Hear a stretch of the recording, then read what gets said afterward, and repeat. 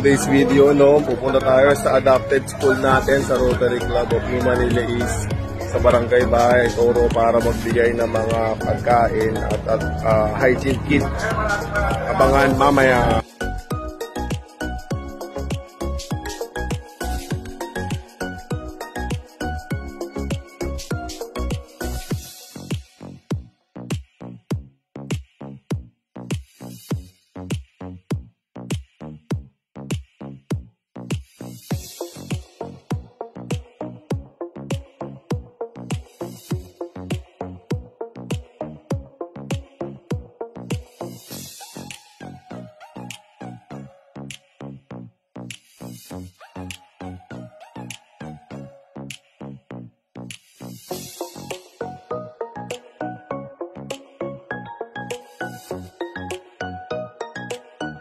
Yun ang sarap talaga tumulong sa mga taong nangangailangan.